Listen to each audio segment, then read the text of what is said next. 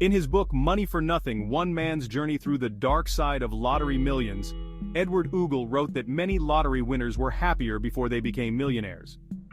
He should know. His job was to buy lotto winners annuities for a fraction of their value, giving short-sighted winners a quick hit of cash and thereby helping them pour the bulk of their money down the drain. In fact, the National Foundation for Financial Education estimates that 70% of people who suddenly come into large amounts of money lose it within a few years. Even overnight millionaires who don't sign away their money often end up unhappy. Stories of legal trouble, greedy friends and family, and even tragic deaths are chock-a-block. But are all instant millionaires doomed to misery? Here's a look at a number of folks who made a quick fortune, what they bought, and how things turned out for them. It is so common for lottery winners to suffer tragedies that the web is full of lists like Time's collection of unluckiest lottery winners, which includes Chicago's Urooj Khan, who was poisoned right after receiving his check. Here are a few others to consider. Number 1. Kevin Lewis's mistaken identity. In August 2013, a curious story hit the media. A Cincinnati casino ended up giving away not one but $2 million grand prizes when it initially awarded a giant check to someone with the same name as the intended winner. The wrong Kevin Lewis, the one who hadn't won but got to keep the prize anyway, seemed like the luckiest man alive at that moment. Less than a year later, however, his luck had run out. He ended up before a judge on drug charges, having spent the money, he told the court, paying other people's bills. He got 2 years probation. Number 2, biggest jackpot, biggest meltdown. Jack Whittaker of West Virginia was already a millionaire from his construction business when he won a $314 million Powerball jackpot in 2002. At that time, the largest undivided jackpot in history. He said he planned to give much of his winnings to charity and avoid changing his life. He did give to charity, but instead of remaining unchanged, he completely disintegrated before the public. He got arrested for drunken driving and was sued for assault, and he lost millions to casinos, lawsuits, robberies, and strip clubs. Ultimately, he lost the people he loved most. The teenage granddaughter, whom he'd vowed to spoil when he accepted his winnings, died of a drug overdose. His wife divorced him, and his daughter died. Whittaker eventually said he wished he'd torn up his winning ticket. Number 3, the Queen of the Castle. Michelle Heimberger was a 20-something-year-old from the Midwest working as a web surfer for Yahoo.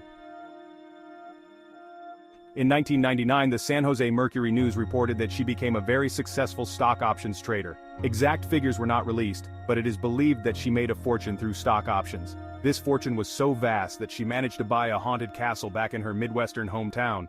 Yes, a castle. Though it wasn't specified if Michelle's wealth reached into the millions, by the age of 26, she was able to pay $350,000 in cash for Cleveland's Franklin Castle. The goal was to transform the castle into a charming bed and breakfast. She even hosted a couple of grand parties there with hundreds of guests attending. But things took a dark turn after the first Halloween. The spooks rumored to haunt the mansion weren't the problem.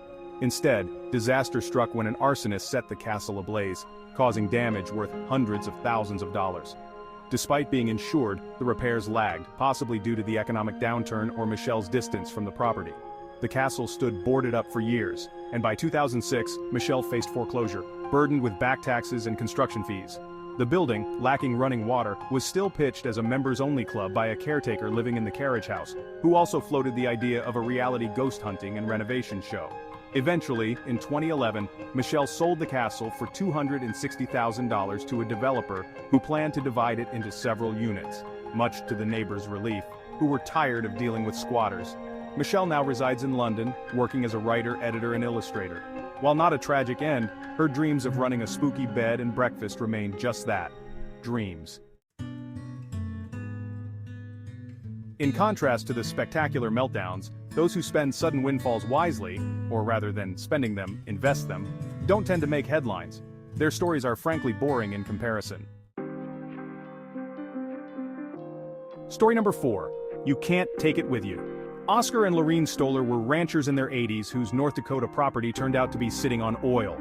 They became millionaires and kept on driving their old pickup truck, protesting that they liked their old stuff too much to replace it.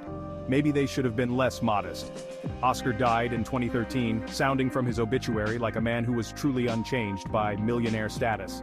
Neither the oil nor the money was mentioned at all. Number 5. Dave Gehle, the $1 Million Lawnmower. After sharing a $365 million jackpot, then the largest Powerball jackpot, in 2006, Dave Gehle has reportedly led a quiet life of dating, mowing lawns, and snowplowing for his Lincoln, Nebraska neighbors. Two of his co-workers who shared the jackpot ended up marrying each other, in a small, probably inexpensive wedding. It's reported that Dave still lives a quiet, unassuming life in his hometown. Number 6. The Winkleviss Twins. The identical twins were widely mocked in April 2013 when they spent $11 million on the cryptocurrency Bitcoin. Its price collapsed soon after. But their detractors probably aren't laughing now, when the price is nearly 4 times what they paid. The twins are now said to hold 1% of all Bitcoins in existence, and while the internet currency is still highly volatile, some experts expect its value to grow much more. And that closes our infamous list of overnight millionaires. Thanks for watching, and please subscribe and share.